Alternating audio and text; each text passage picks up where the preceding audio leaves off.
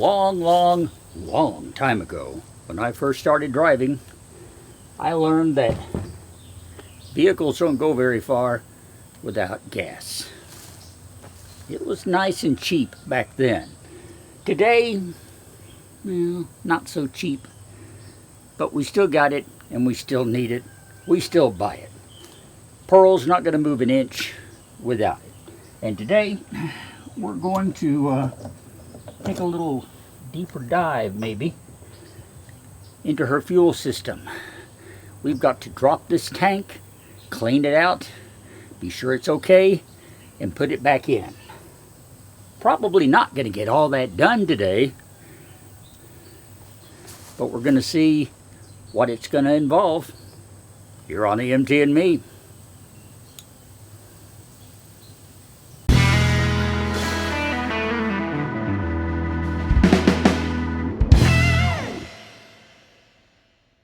So, before we actually crawl under Pearl and start looking around, let's get a little background information. The best place to do that is right here, in the 1977 Dodge van, Class C motorhome chassis for Plymouth and Voyager. This is the official service manual. You've seen me use it many times here on the MT&V. When we first got Pearl, special ordered this for me. It is my Bible in restoring this vehicle. Mwah! And there's a whole section right here on fuel tanks. Fuel tanks and evaporation control system. Let's take a closer look at it. First of all, there are two different fuel tanks on these models, a 22-gallon and a larger 36-gallon. I'm not completely certain, but I think Pearl has the larger 36-gallon tank.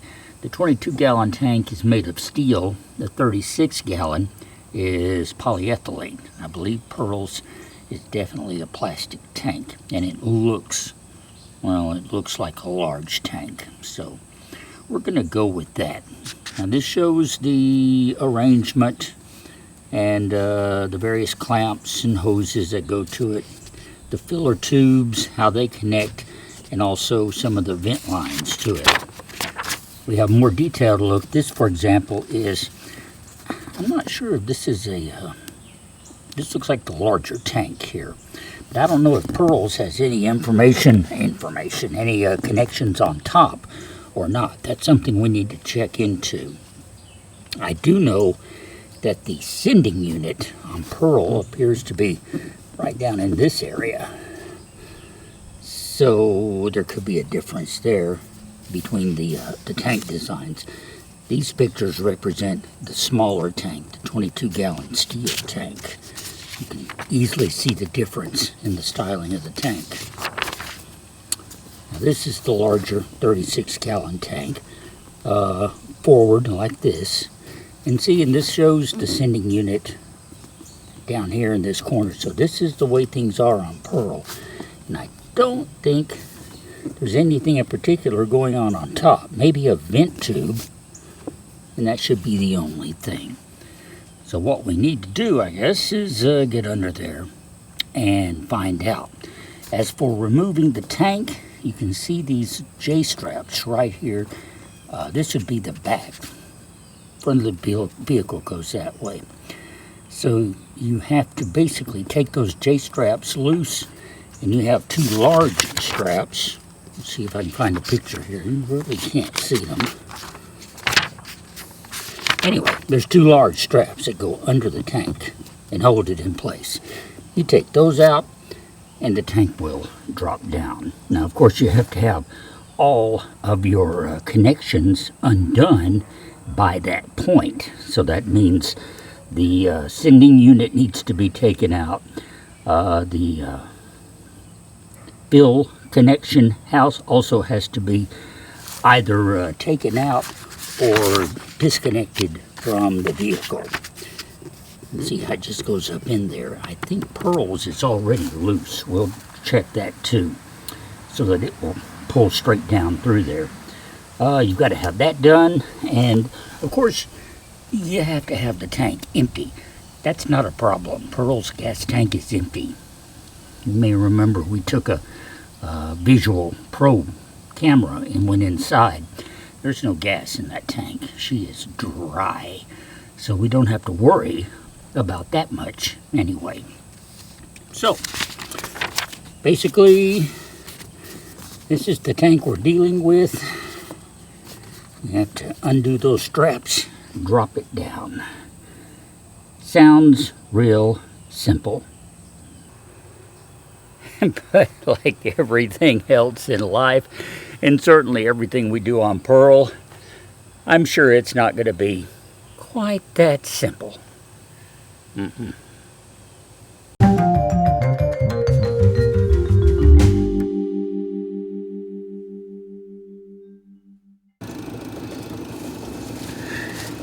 here we are, back in one of my favorite places, crawling around under Pearl. Okay. Gas tank's right here, right above me. You can just barely see part of it here, okay? And yeah, I am pretty sure this is the big tank. This is going to be, what I say, 33-gallon tank, because it is indeed plastic. It's polystyrene, I think. That's what they said. So yeah, we got some gas capacity here. That's a good thing to know when you're out there on the road. Now, there are 3 straps holding this tank in place. I think earlier I said only 2. But since it is the big tank, I guess, it has 3. 2 of those straps go front to back. There's one of them right here. There's another one over here, and there's one back here that you really can't see in this shot. But it is right mid-tank, going from side to side. They're all held in place by bolts, just like this. You can't really tell, but this is a J-bolt. It goes up and hooks through a hole in the frame and hangs. There's a nut right here that you pull down, and as you do, this strap will come down and loosen up. So you have to loosen this strap and the one over on the other side. But before you do that, you have to do the strap that goes across, because it's laying on top of these front to back straps. Okay. And I know there's a screw on it on this side, because I can barely see it and feel it up here.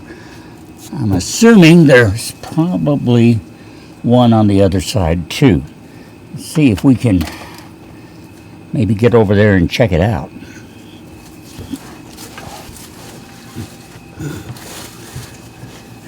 Okay, here's the strap. And, oh, I was wrong. There's not a bolt. So it's simply hooked in place on this side, just like these front to back straps are just hooked in place on the front part. So, I can't roll over under this tank. Here we are.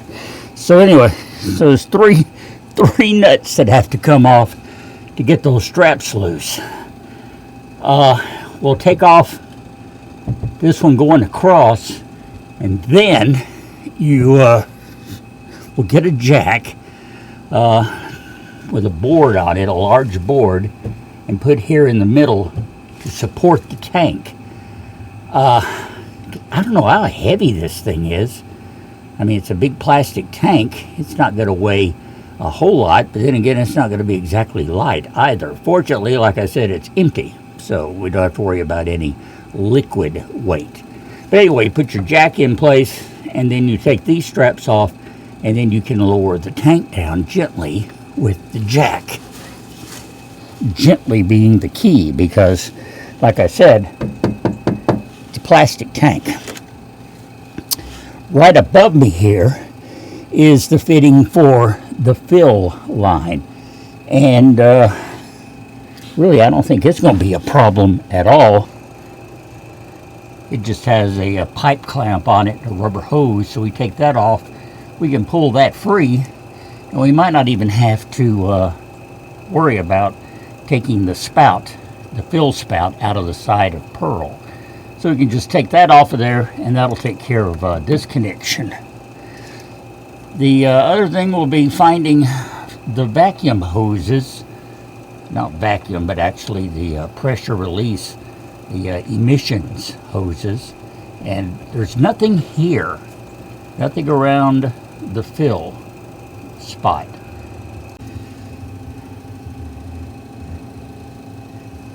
So we're going to have to look for those. I can't reach around to the top of the tank to see if there are any connections up there. I'm thinking there are not, but I'm not sure.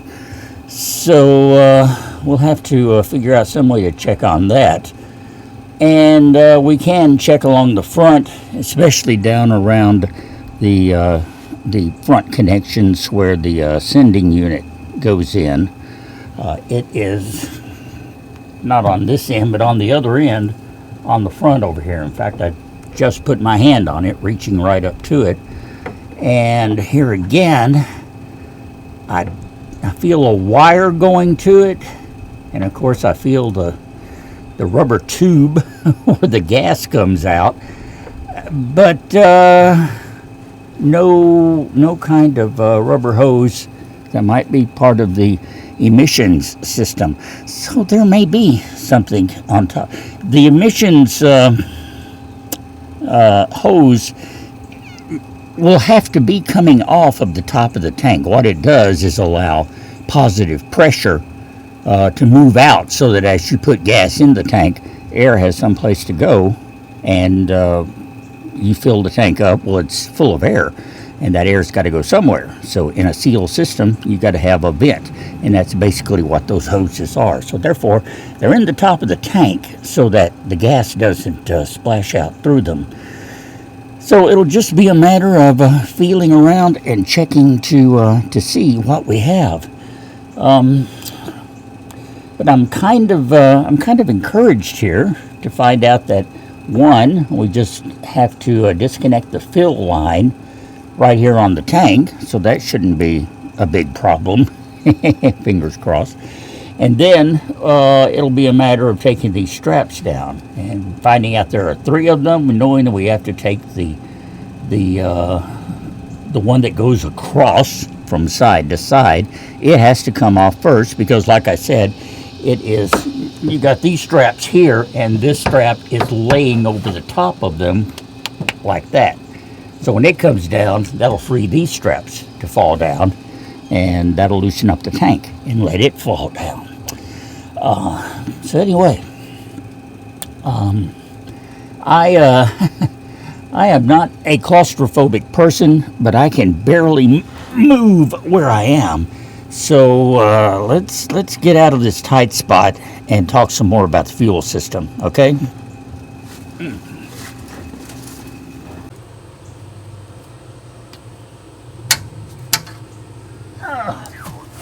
All right. Whew. Man, I tell you, the older you get, the harder it is to crawl around under her or anything. But hey, she's worth it. Just know that by the time you're watching this video, my muscles will be paying for all this. But anyway, let's recap what we've found out, okay? First of all, we have a size for Pearl's gas tank. She's got a 33-gallon tank. Yay! We can go thousands of miles. Yeah, I don't know. We'll be lucky if she gets 10 to 12 miles per gallon, so it might not get us that far. But anyway, 33 gallons, that's better than 17 or 18, which is what I had initially figured. Almost twice as much. So, hey, that's good. All right, so we got that. And we know now that there are 3 straps holding the tank in. 2 front to back, 1 going across. We got to take the cross strap off first because it lays on top of the other straps. So you take it off, then you can drop those other 2, and then the tank itself will drop. Before dropping, we have to disconnect the filler hose, which should not be a problem. It's just a rubber hose with a hose clamp on it, holding it to the tank. So you take that loose. We'll have to, of course, take the sending unit out, which is on this side, on the front of the tank, on the passenger side. This is where the gas actually comes out of the tank.